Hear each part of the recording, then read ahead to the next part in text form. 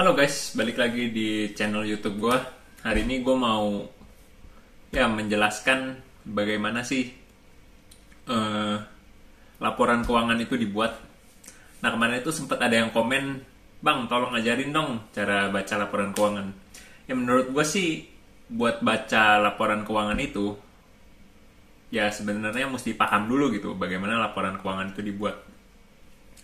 Jadi laporan keuangan sendiri itu jumlahnya ada, setahu gue sih ada 4 ya. Jadi yang pertama itu ada neraca, kedua itu laporan laba rugi, ketiga cash flow, laporan cash flow, dan yang keempat itu laporan perubahan modal. Nah, tapi yang gue bahas di video ini itu cuman 2, paling neraca sama laporan laba rugi. Kenapa? Karena ya yang pertama alasannya laporan cash flow itu menurut gue cukup mudah, karena ya tinggal baca aja gitu.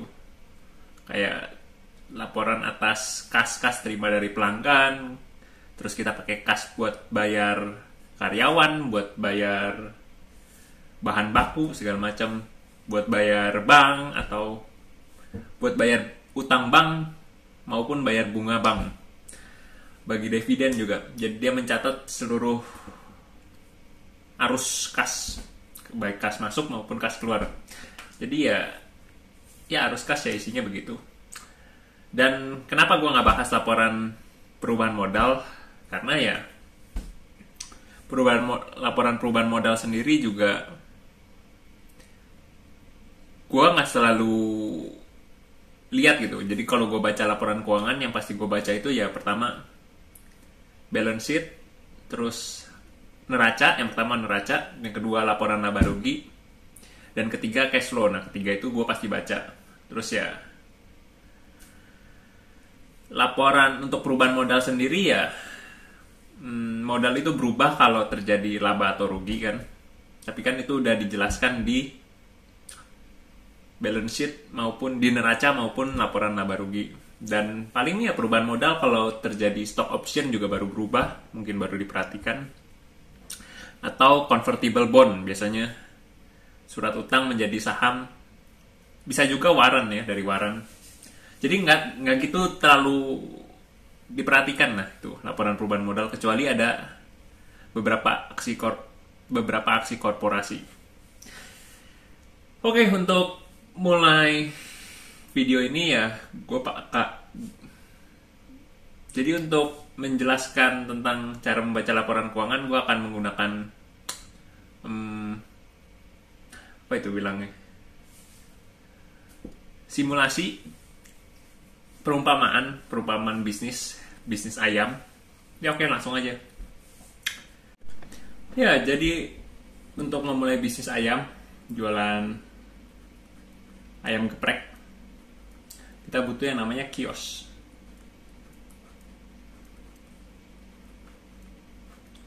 Ayam geprek. Anggap biaya yang dikeluarkan untuk membuat kios ini, beli kayu, beli cat, kita keluar sebesar 25 juta. Dan selain butuh kios kan, kita untuk jualan ayam itu butuh bahan-bahan ya. Seperti ayam goreng, seperti ayam, minyak goreng, terus sambal, nasi, kotak box ya, dan lain-lain. Itu nilainya sebesar 20 juta. Dan bahan-bahan ini bisa untuk serving 2000 porsi. 2000 porsi. Nah, sekarang ada orang namanya Budi. Dimana si Budi ini kan mau buka bisnis ayam. Nah, Budi cuma punya duit 35 juta. Padahal ya total buat mulai bisnisnya ini kan butuh 45 juta, 25 tambah 20.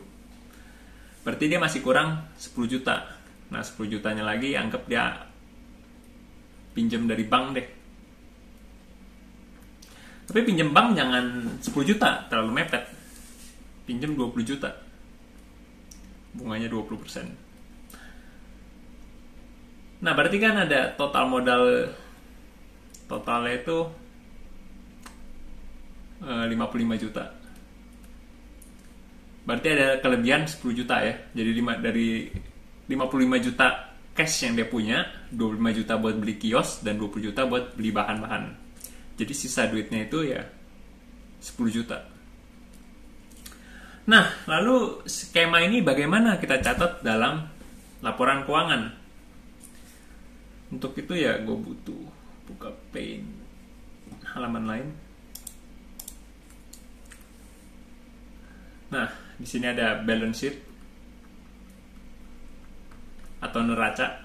Neraca itu dalam bahasa Indonesia, balance sheet Inggris ya. Jadi komponen dalam neraca itu ada 3 yang utama. Yang pertama ada aset, kedua ada liabilitas, dan yang ketiga ada equity. Nah, jumlah aset itu selalu sama dengan jumlah liabilitas ditambah equity. Jadi kalau kita ngomong secara rumus, aset itu sama dengan liabilitas ditambah equity. Nah, dalam aset itu ada apa aja? Yang pertama ada cash sebesar 10 juta. Nah, tadi kios itu kita catat bukan sebagai kios ya, tapi kita biasa tulis sebagai aset tetap sebesar nilainya 25 juta. Kemudian ada yang satu lagi, bahan-bahan. Kita biasa tulisnya itu di balance sheet itu sebagai inventory sebesar 20 juta. Dan kalau dijumlahin 55 juta. Nah, untuk liabilitas atau kewajiban itu ada yang pertama namanya bank loan, karena kita ngutang dari bank. Kalau kita ngutang dari bank, ya liabilitasnya kosong dalam kasus ini. Bank loan sebesar tadi berapa? 20 juta. Dan ekuitas modal kita sendiri dalam bentuk saham 100% itu nilainya ya 35 juta. Nah, kalau kita totalin ya sama dia. Sama-sama 50 juta. 55 juta. Nah, lalu bisnis ini kita mau jual satu porsinya itu di harga berapa? Untuk itu let's say di tahun pertama kita jual di harga 35.000 per porsi. Dan di tahun pertama laku sampai habis gitu. Artinya laku 2.000 porsi. Laku 2.000 porsi. Dan untuk menjaga kios ini ya kita mempekerjakan satu karyawan dengan gaji anggap 10 juta. Nah, gimana kita tulisnya dalam income statement atau laporan laba rugi?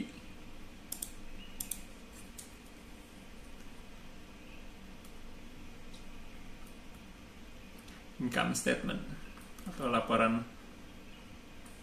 laba rugi. Dalam laporan laba rugi ya pasti selalu begini. Isinya pertama itu ada penjualan, atau kata-kata lainnya itu omset, sales. Nah, itu penjualan. Penjualannya sebesar 35.000 dikali 2.000, yaitu dapat 70 juta. Penjualan sebesar 70 juta. Terus setelah penjualan kita kurangin dengan cost of goods sold, yaitu bahan baku yang digunakan untuk ya barang jadinya, barang yang kita mau jual, yaitu ayam gitu satu porsi. Itu kita habis 20 juta. Kemudian ini kita kurangin ya, 70 kurang 20 dapat 50 juta. Nah, 50 jutanya ini kita bilang itu sebagai gross profit atau laba kotor. Nilainya 50 juta. Terus setelah kita dapat gross profit ini dikurangi dengan beban gaji. Karena kita menggunakan karyawan besar 10 juta. Terus ada lagi yang namanya beban bunga ya, karena kita ngutang bank. Beban bunga nilainya itu tadi 20% 4 juta ya. Terus kemudian ada yang namanya depresiasi. Apa itu depresiasi? Jadi dalam accounting kita itu lihat nih, kiosnya ini, aset tetap kita itu punya berapa lama sih kita bisa pakai kios ini sampai dia rusak. Nah, anggap untuk kios ini kita bilang di waktu 5 tahun gitu. Jadi masa kegunaannya kios ini, kita bisa pakai kios ini itu selama 5 tahun. Nah, ini kan kita bikin laporan keuangan di tahun pertama. Ya gampangnya, ya kita sudah memakai loh kios ini 1/5 dari masanya. Jadi kita 1/5 dari 25 juta itu, yaitu dapat angka 5 juta. Nah, kita masukin deh. Jadi kios ini sudah berkurang, nilainya itu sebesar 5 juta. Karena ya kita udah berjalan selama 1 tahun ya. Ini kita selisihkan 50 dikurang 10, 40, 40, 36, 36, 31. Kita bilang sebagai operating income.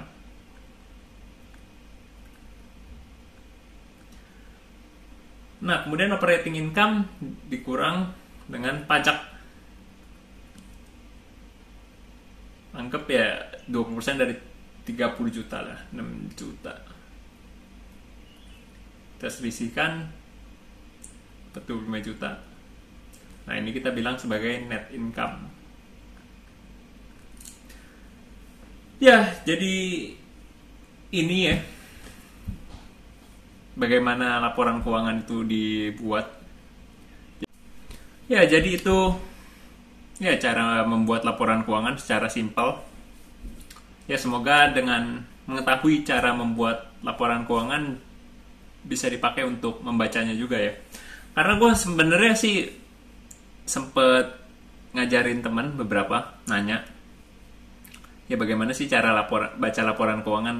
Nah, gue waktu itu ya pakai Zoom.